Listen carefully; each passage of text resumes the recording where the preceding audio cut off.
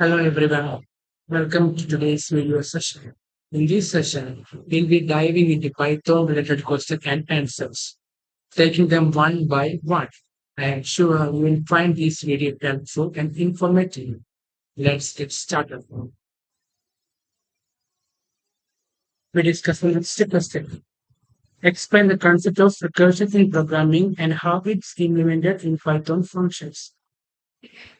Recursion in programming refers to a technique where a function calls itself in order to solve a problem. This method is often used for tasks that can be broken down into smaller or similar subtasks. Recursion can be a powerful tool, but it needed to be handled with care to avoid excessive memory usage or infinite loops. Here's a general breakdown of recursions are first one base case, second one recursive case, third one recursive code. In first one base case, the base case is a condition under which the recursive function will stop calling itself. It's essential for terminating the recursion to prevent infinite loops. Second one, recursive case. The recursive case is where the function calls itself with modified arguments, gradually working towards the base case. Third one, recursive call. This is the actual invocation of the function within itself, typically with different parameters. Example of recursion. A classic example of recursion is computing the factorial of a number. The factorial of a non-negative integer n, that is denoted as n, is the product of all positive integers less than or equal to n. The factorial function can be defined. First one, base case. Factorial of 0 is 1 by definition. Recursive case. Factorial of n is n multiplied by factorial of n minus 1 for n greater than 0. The implementation in Python. Here, first one is base case, and second one is recursive case. In base case, the function first checks if n is 0 or 1, if so it returns 1. This is crucial for stopping the recursion and preventing it from continuing indefinitely. Second one, recursive case. If n is greater than 1, the function calculates n multiplied by factorial of n minus 1. This involves a recursive code if factorial of n minus 1, which continues until the base case is met. The key points of recursions are first one stack depth, second one memory usage, third one performance. First one stack depth. Each recursive code adds a new frame to the code stack. Python's default recursion depth limit is about 1000 code depth, which means deepening a recursive function may hit a recursion error if they exceed this limit. Second one, memory usage. Recursive function can consume a lot of stack space if not carefully designed. Iterative solution can sometimes be more memory efficient. Third one, performance.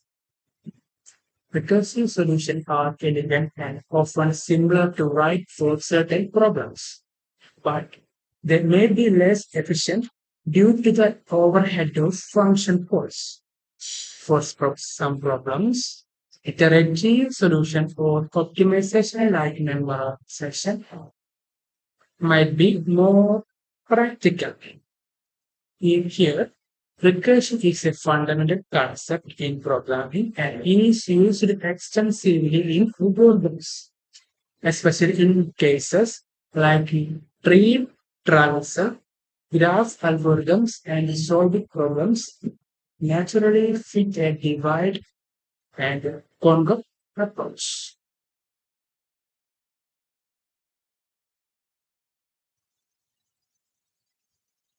We discuss the next question.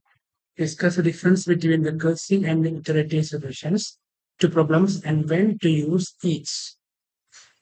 Both recursive and iterative solutions are fundamental approaches to solving problems in computer science, and each has its advantages and disadvantages. Here's a breakdown of their differences and when to use each. First one, recursive solutions.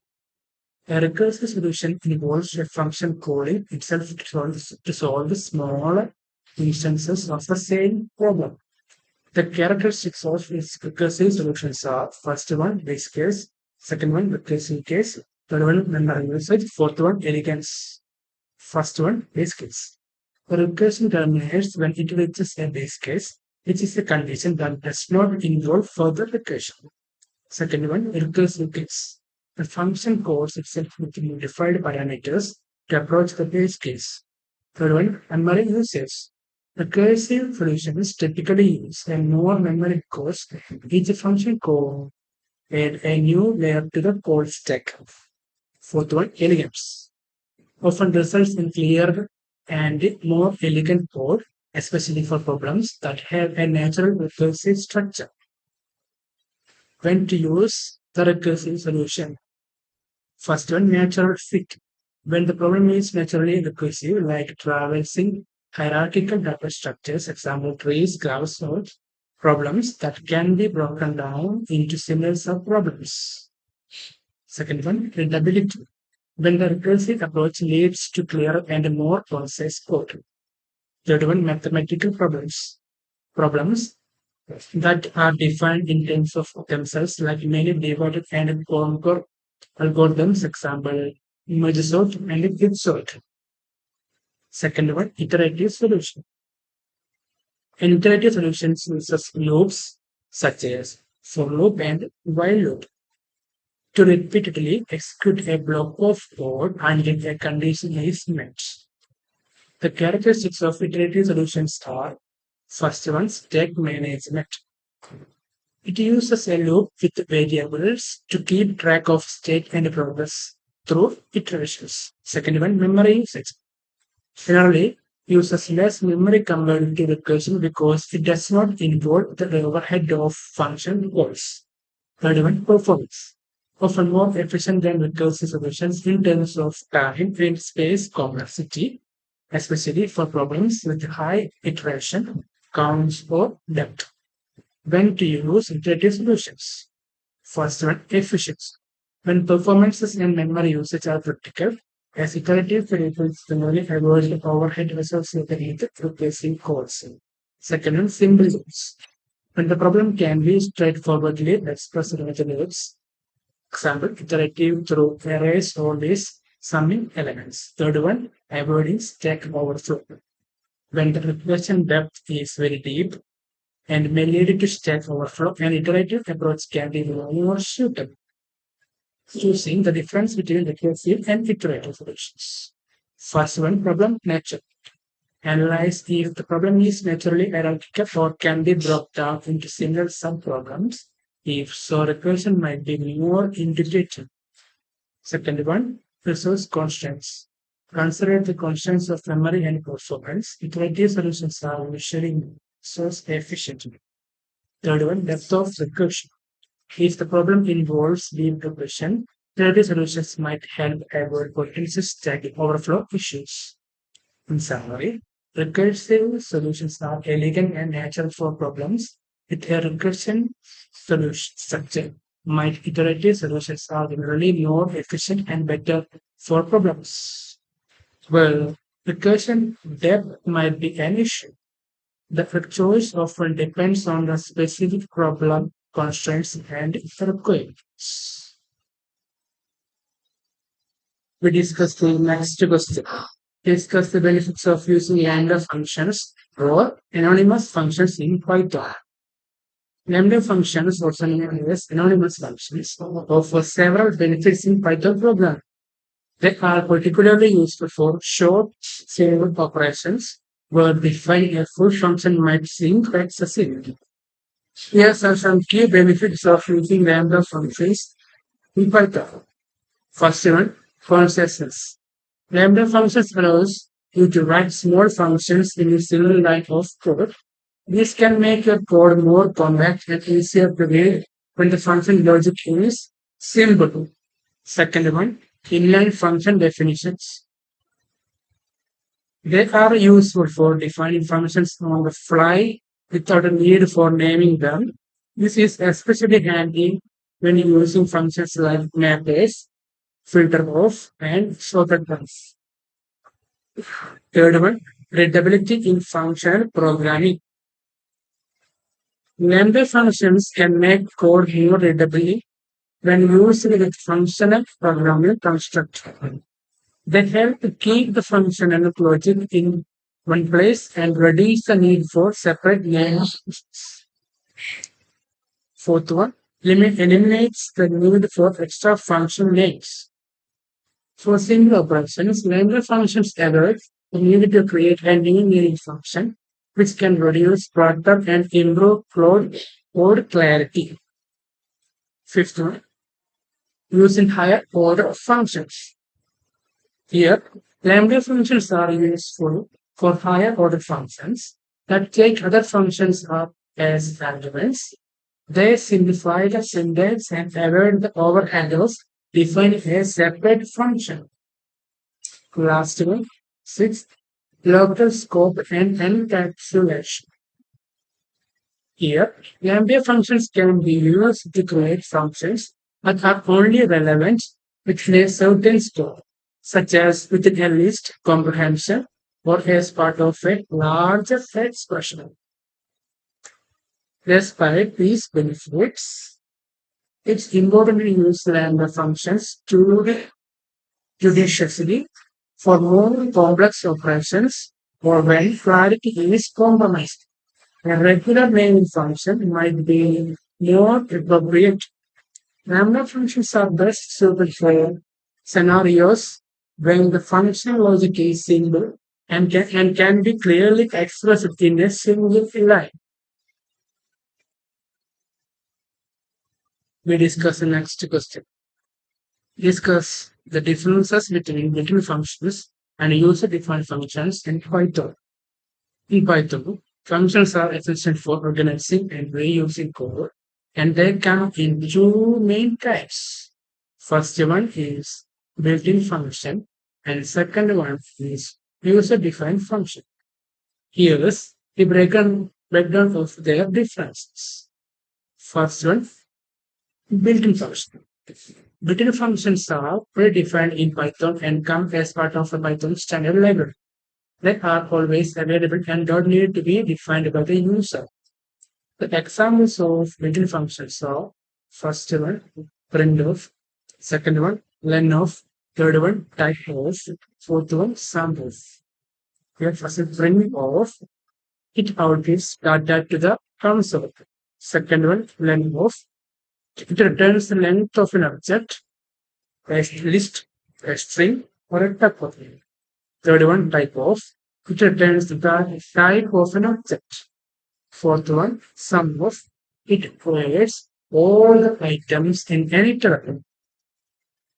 The usages of built-in functions are used frequently and provide basic functionalities that is common across many Python programs. They are optimized for performance and are written in C for efficiency. Second one, user-defined function. User-defined functions are written by the programmer to perform specific tasks.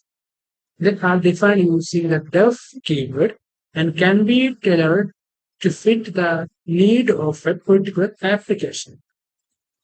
The examples of user-defined functions are here.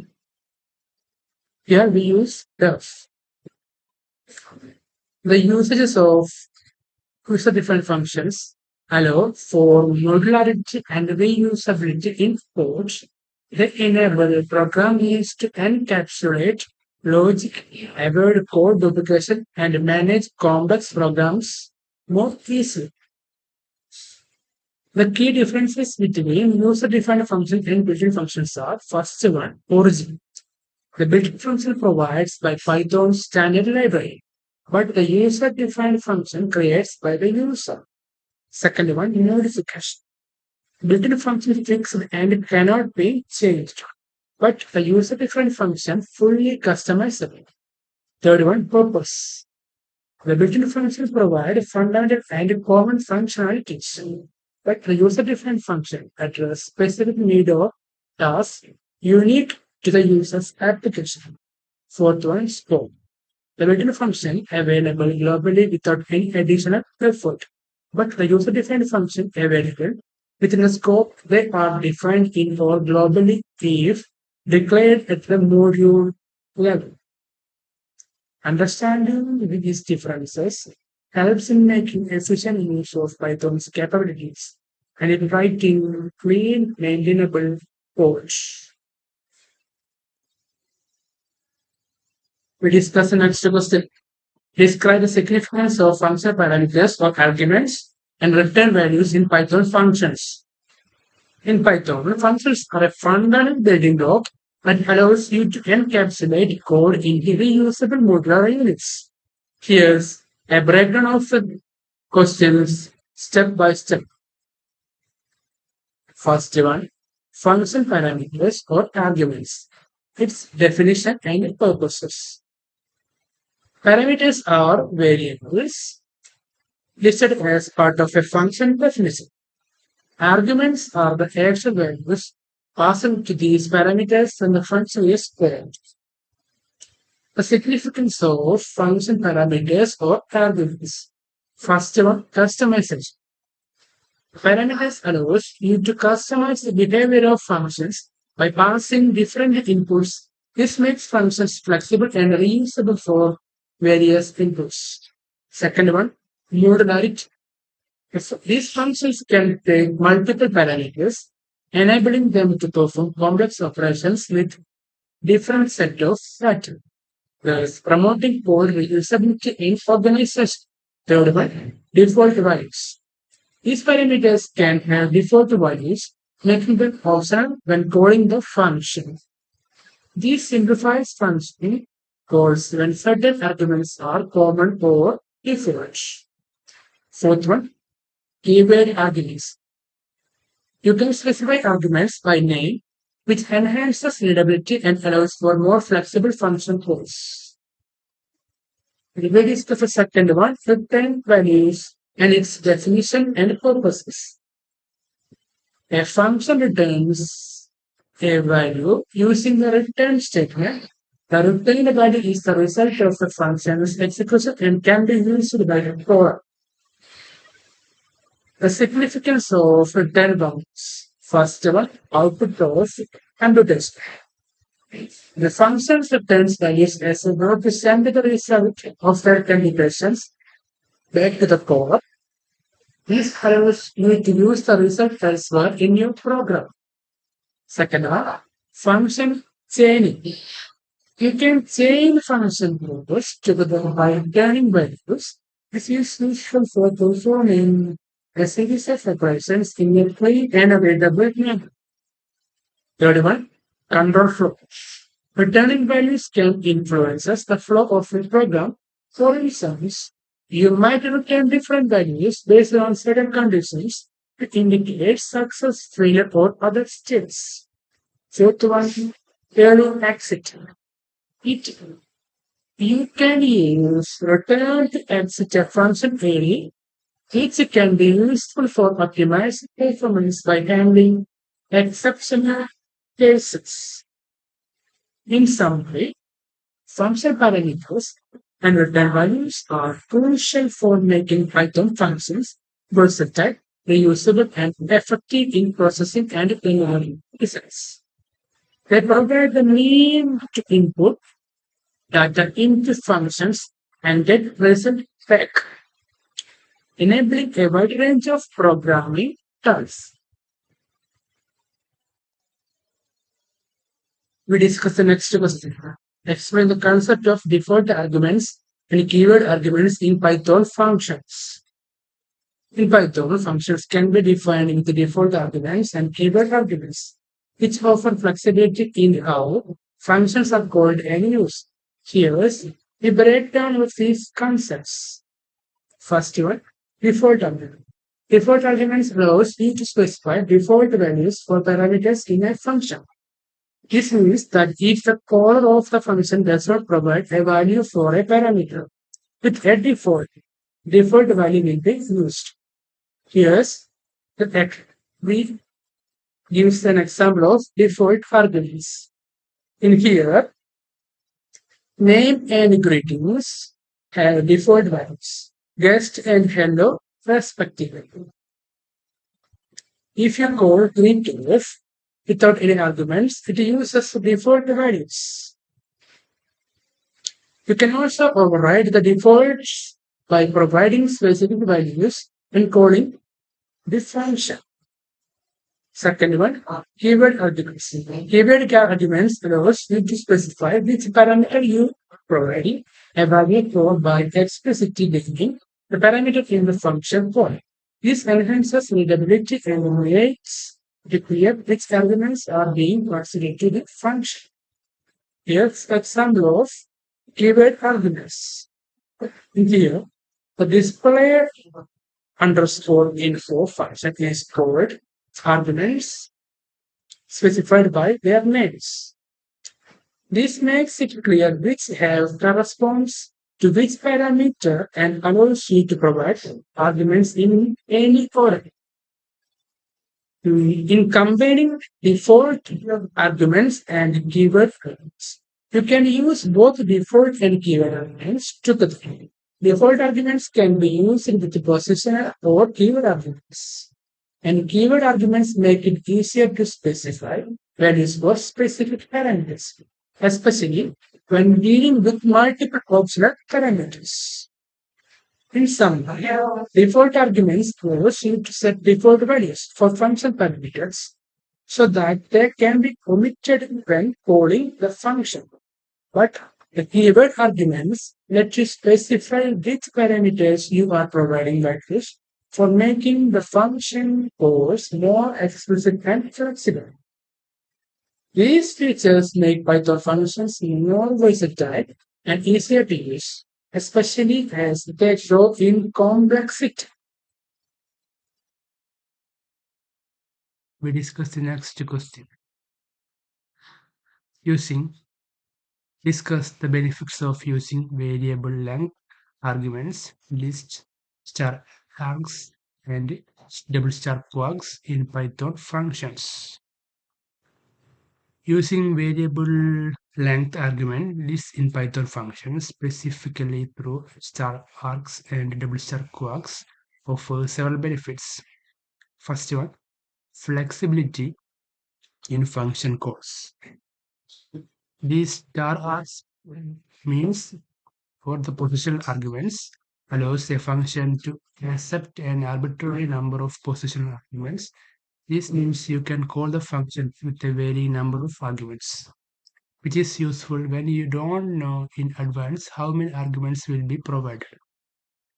But the double star quarks or the keyword arguments allows a function to accept an arbitrary number of keyword arguments. This is useful for handling named parameters without having to define them all in the function's signature. Second one, improved code readability and maintainability. These functions using double star args and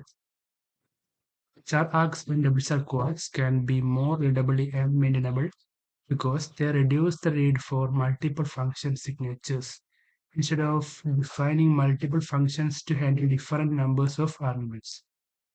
A single function can handle any number of arguments gracefully. Fourth one, enhanced reusability. These functions defined with the double star args and double star quarks can be used in a variety of scenarios where the exact number or names of arguments might change. These make your code more adaptable to change in requirements. And the sixth one, convenient handling of defaults and extensions. You can use double star quarks to handle default values for named arguments. This makes it easy to extend functions with new parameters without breaking existing code. Users of the function can pass only the parameters they need, while the function itself can still handle additional function parameters. The examples of double star arcs and the double star quarks are here. After executing these examples, we will get the answers. The star arcs 3 and 10. Double star arcs here as output is Alice and third. In summary, star arcs and double star quarks provides a powerful mechanism for writing flexible, clean, and maintainable functions, making your code more adaptable and easier to work with. We discuss the next question. Describe the purpose of Python's global and non-local users and their using functions scope. In Python, the global and non-local keywords are used to manage variable scope within nested functions, and they play a crucial role in determining how variables are accessed and modified in different scopes. Here's a detailed explanation of each keyword and the using function scopes. First one, global keyword. The global keyword is used to indicate that a variable inside a function is referring to a variable that is defined in the global core module scope. It allows you to modify a global variable from within a function. The use case of global keywords. When you have a variable defined outside of any function and you want to change y inside a function, you need to declare it as global within that function. Without this declaration, Python will treat an assignment to the variable as creating a new local variable, and the global variable will remain unchanged. The examples of global keywords are: in this example, x is a global variable. By declaring x as global inside the modified global function, we modify the global x rather than creating a new local variable. Second one, non-local keyword. The non-local keyword is used to work with variables in and out of core enclosing but non-global scope. It allows you to modify a variable that is not local to the function, but it is an enclosing scope, such as a variable in a nested function. The use case of non-local keyword. When you have a nested function and you want to modify a variable from an enclosing scope, you need to use non-local. This is common in procedures where the inner function needs to modify the variable defined in outer function. Examples of non-local keywords. In this example, x is a variable in the outer functions.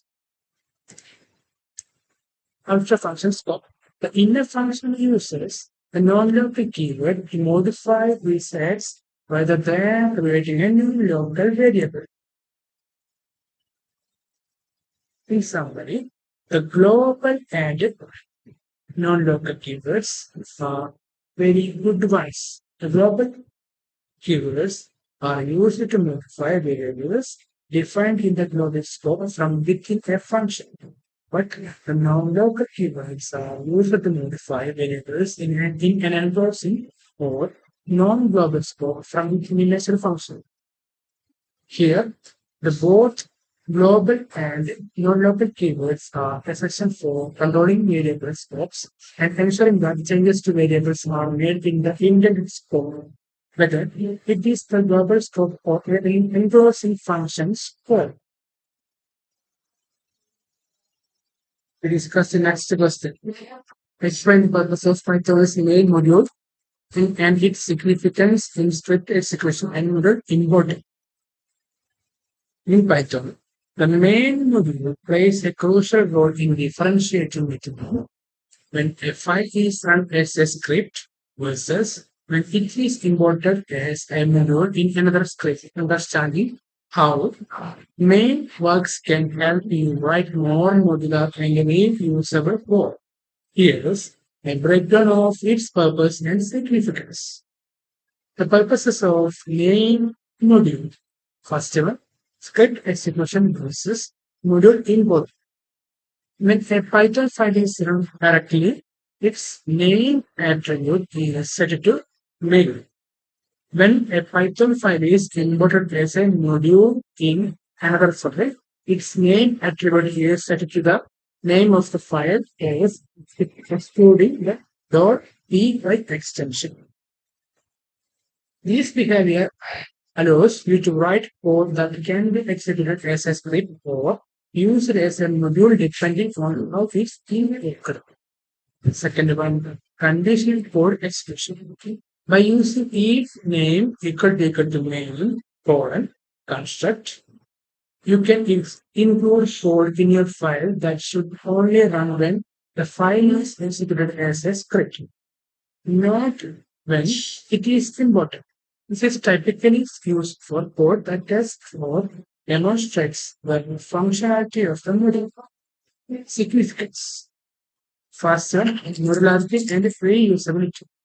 The main function check enables you to write functions and classes that are usable, reusable across different programs.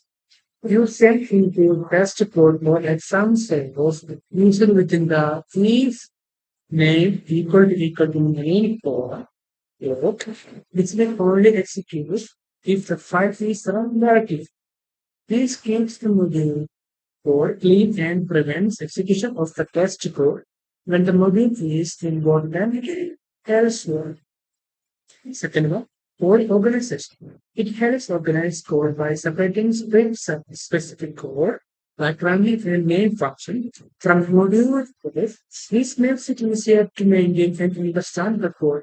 As a clear delineate between code that should run on script execution versus code that prevents functionality for other scripts. The examples of these questions are here. Here, we consider a Python file named example.py. If you run example.py directly, the output will be this one. The script is running directly. If you import example.py in another script, the main for function will not be called automatically. You can use the helper function or any other part of the module without triggering script-specific behavior. In summary, the main module Python is a common Python convention that helps in making files both executable scripts and invocable modules. It provides a way to control the execution of code, ensuring that certain code blocks only execute when invented. This separation is key to writing plain, maintainable, and modular Python code. We discussed the last question. The list comprehension. Write a Python program using list comprehension to create list of tuples where each tuple contains a number and its square.